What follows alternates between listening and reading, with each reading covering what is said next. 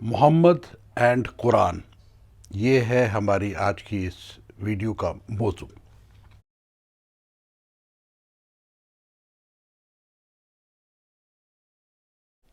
تقریباً سال 1990-91 میں ایک کتاب لکھی گئی، رفیق زکریا نے لکھی یہ کتاب، اور اس کا ٹائٹل یہی تھا، محمد اینڈ دا قرآن۔ یہ کتاب جو ہے وہ سلمان رشدی کی کتاب سیٹنک ورسز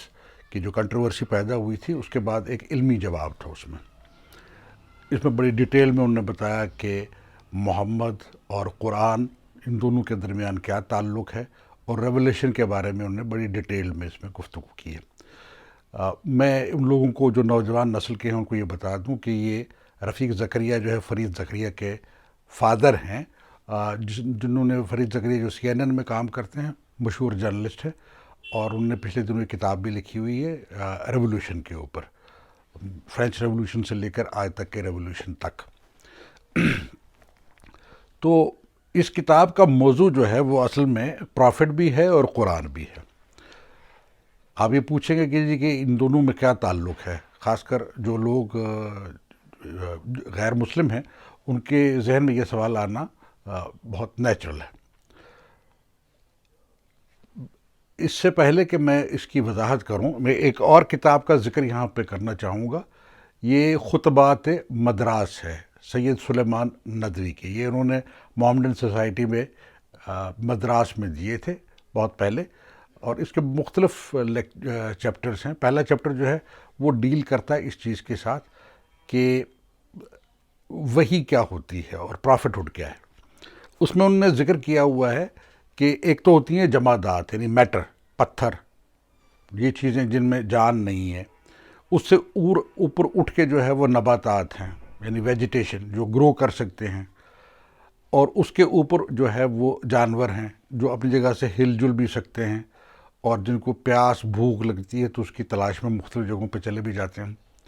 اس کے آگے جو آ جاتے ہیں وہ انسان، یا جس کو ہم ہیرارکی کی زبان میں سیپینس کہہ سکتے ہیں، جن کو اچھے برے کی تمیز بھی ہے۔ ان کو یہ پتہ ہے کہ یہ آگ جو ہے یہ جلاتی ہے، اور پانی جو ہے وہ ٹھنڈا ہوتا ہے، اور اگر اس میں آدمی کود جائے تو ڈوب بھی جاتا ہے۔ تو اس چیز کا ان کو احساس ہوتا ہے، جو نسبتاً جانوروں کی نسبت وہ زیادہ ہے، اور وہ اسی وجہ سے انہوں نے زبان بھی تخلیق دی، اور سائنس سے سائن لینگویج کے بعد انہوں نے لینگویج کو بھی جو ہے وہ بنایا، اور ان کا ہاتھ جو ہے وہ اس قسم کا ہے کہ جس کے ایک انگوٹھا ہے، جس کی وجہ سے انہوں نے مختلف قسم کے انوینشنز بھی کیے۔ اس کے اوپر کی لیول جو ہے، اور اس کی عقل بھی ہے، اور عقل کی وجہ سے یہ سب کچھ کر پاتا ہے۔ اس کے اوپر کی لیول جو ہے وہ آ جاتی ہے نبی یا نبوت والی۔ یہ وہ لوگ ہیں جن کے اوپر وحی اترتی ہے۔ تو اگر آپ اس کو پھر دوبارہ سے دیکھیں اس آرڈر میں، تو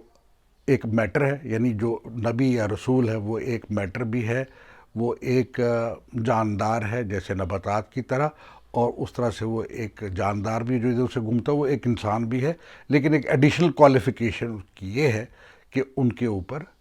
وحی اترتی ہے۔ اور اکثر جو قرآن میں بھی کہا کہ ان سے کہہ دو کہ جی کہ میں بھی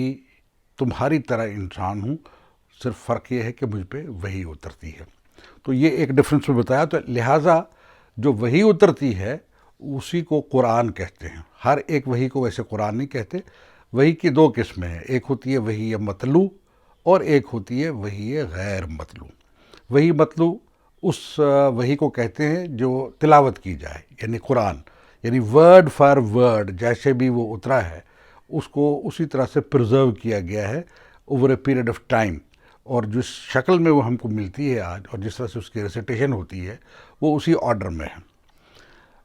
اور ایک ہوتی ہے وحی غیر مطلوب۔ وحی غیر مطلوب ہو گیا حدیث اور سننا، یعنی پرافٹ نے جو بات کہی یا جو ایکٹ کیا وہ بھی پرزرو کیا گیا ہے مختلف لوگوں کے ذریعے سے، اس کو بھی وحی کے ہی اس میں شمار کرتے ہیں۔ لیکن اس کے الفاظ جو ہوتے ہیں، وہ جو رپورٹر کرتا ہے اس کو، نریشن جس نے رپورٹ کی، وہ الفاظ اس کے ہوتے ہیں، وہ ایگزیکٹلی وہ الفاظ نہیں ہیں،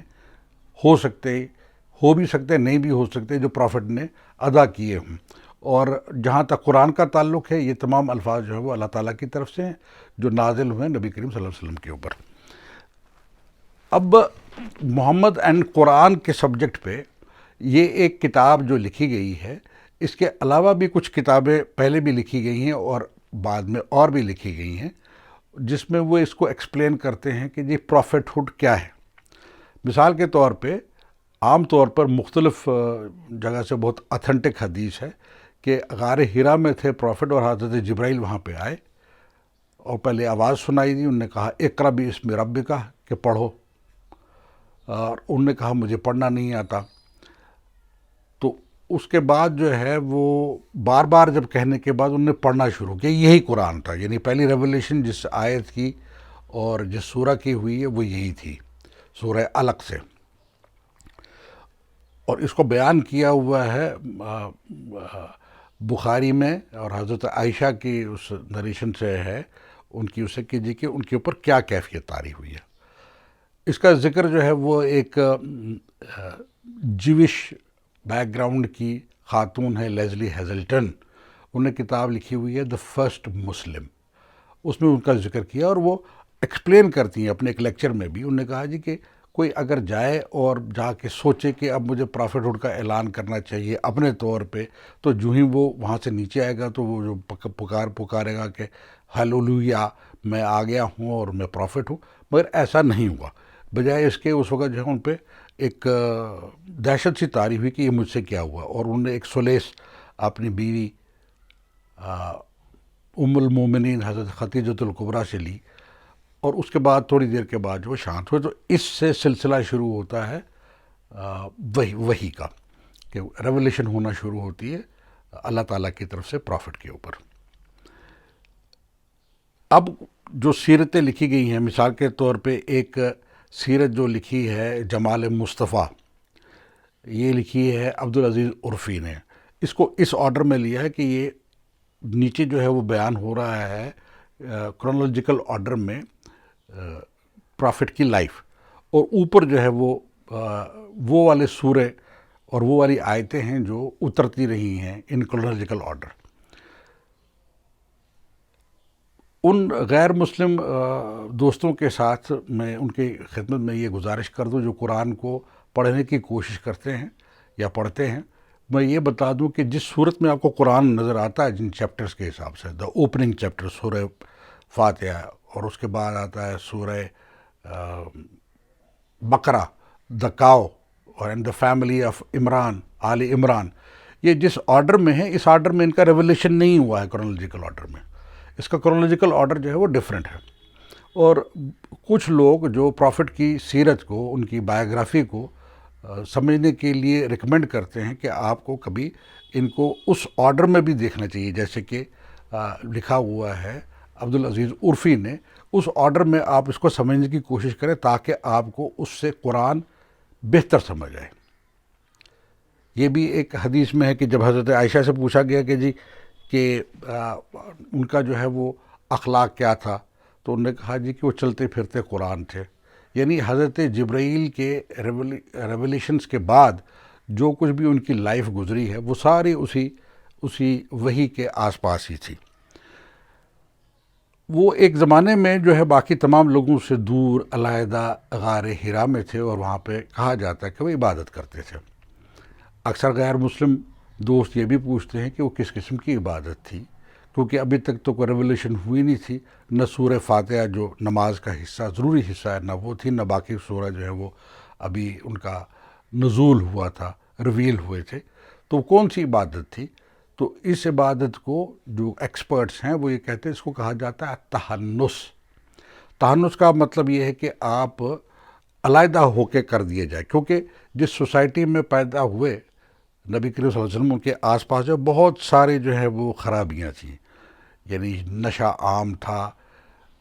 بچیوں کو پیدا ہوتے ہی جو ہے وہ درگور کر دیا جاتا تھا، ان کو زندہ جو ہے وہ دفن کر دیا جاتا تھا، شرک جو ہے وہ حد درجہ تھا۔ تو لہٰذا ان تمام چیزوں سے ہٹا کے غار میں ان کو لے جایا گیا تاکہ وہ ان تمام چیزوں، آلائش اور ان تمام چیزوں سے دور رہیں، اور اس کے بعد جو ہے وہ جبرائیل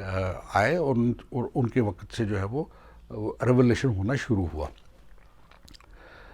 میں نے سلیمان ندوی صاحب کا ذکر کیا، تو انہوں نے جو ایک بہت 7 والیومز کے اوپر ایک بایوگرافی بھی لکھی ہے پرافٹ کی، جو شروع کی تھی علامہ شبلی نعمانی نے، اور ان کو یہ اسسٹ کر رہے تھے، لیکن بعد میں مکمل انہوں نے کی۔ شبلی نعمانی اس چیز کے قائل ہیں کہ قرآن میں جو ہے وہ نظم نہیں ہے، مطلب کوہرنس نہیں ہے۔ وہ اس طرح کی بات ہے کہ ایک بہت عالم ہو اگر، اور وہ جب گفتگو کرتا ہے تو اس میں ڈائگریشنز آ جاتی ہیں، تو اس لیے ان کو یہ لگتا تھا کہ جیسے سورہ بقرہ جو ہے وہ ایک بہت بڑی سورہ ہے، اور اس میں کبھی ایک چیز کے بارے میں بات ہو رہی ہے، کبھی دوسری چیز کے بارے میں، پھر کسی اور چیز کے بارے میں بات ہو رہی ہے۔ لیکن اس سے اتفاق ان کے ہی اپنے ہی کزن جو ان کے ساتھ کام کیا کرتے تھے اس سیرت النبی کے سلسلے میں، خاص کر جو ٹرانسلیشنز وغیرہ اس کی ہوئی ہیں، ان کا نام تھا حمید الدین فراہی۔ وہ نظم قرآن کے قائل ہیں۔ وہ ان کا یہ کہنا ہے کہ ہر ایک چیپٹر یا سورہ، اس کو لفظ جو ہے سورہ کو وہ ڈیفائن بھی کرتے ہیں کہ سورت کا مطلب ہوتا ہے کہ ایک چار دیواری جو کر دی جاتی ہے اس کو سورہ کہتے ہیں، کیونکہ اگر ڈفرینشیٹ کیا ہے سورہ بقرہ کو سورہ آل عمران سے، یا آل عمران کو سورہ مائدہ سے، تو یہ سب کو جو ہے ایک سٹرکچر کے اندر جو انہوں نے رکھا ہوا ہے، وہ اس لیے کہ ہر ایک کا سبجیکٹ جو ہے وہ علیحدہ ہے۔ تو اس کا انہوں نے ایکسپلینیشن یہ دیا کہ جیسے آپ سورہ فاتحہ میں دعا مانگتے ہیں کہ ہم کو سیدھا رستہ دکھا، وہ رستہ جن پہ جو ہے لوگوں کو انعام ملا، نہ کہ ان لوگوں کا جو جن پر غضب ہوا تیرا، مغضوب ہوئے، نہ کہ ان کا، اور نہ ہی ان کا جو بھٹک گئے اپنے راستے سے۔ تو اس کے جواب میں جو ہے وہ قرآن شروع ہوتا ہے الف لام میم ذالک الکتاب لا ریب فیہ ھدی للمتقین، کہ یہ وہ کتاب ہے جو آپ لوگوں کو ہدایت دیتی ہے صراط مستقیم کی۔ اور سورہ بقرہ پورے کا پورا جو ڈیل کرتا ہے، وہ ڈیل کرتا ہے اس سبجیکٹ کے ساتھ،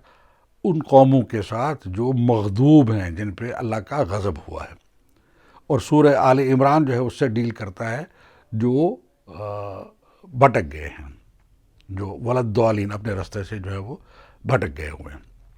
اس طرح سے انہوں نے ہر ایک سورہ کا جو ہے علیحدہ علیحدہ سبجیکٹ بتلایا۔ ان کے اسکول آف تھاٹ والے ہی یہ کہتے ہیں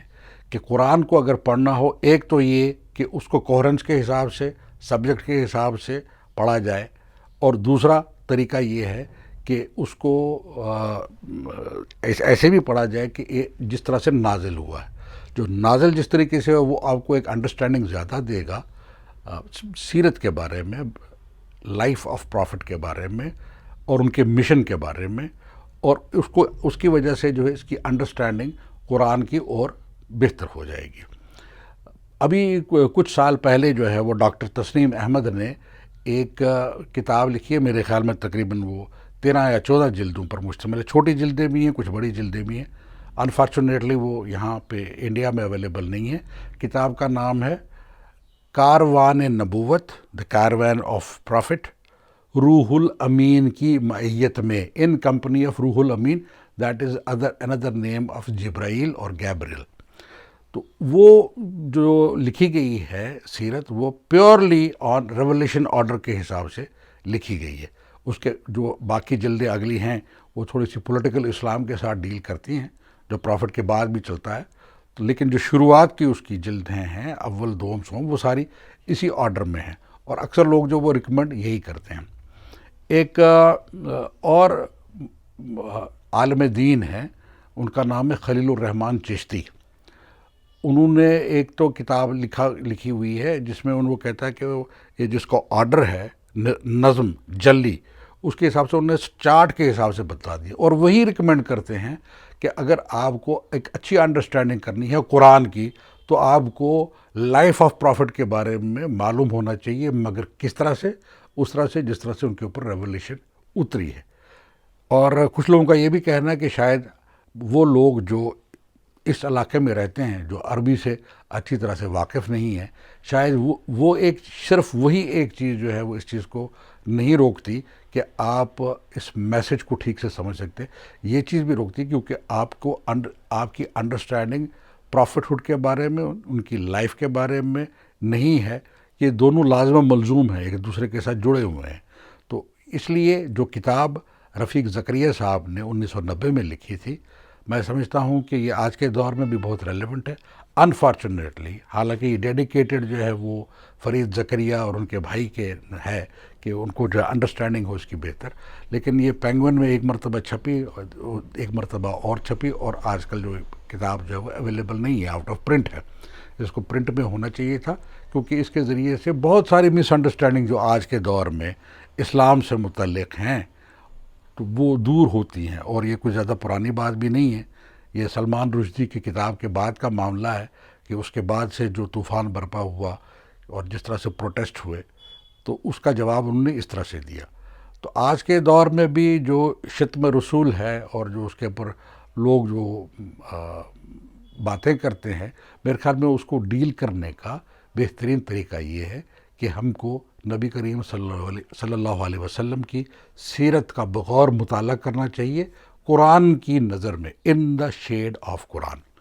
آئندہ کسی اور موضوع کے ساتھ آپ کی خدمت میں حاضر ہوں گا. اجازت دیجیے، خدا حافظ. اور ایک بات اور جانے سے پہلے عرض کر دوں کہ ہمارے اس چینل کو آپ سبسکرائب کریں، شیئر کریں، لائک کریں. بہت بہت شکریہ.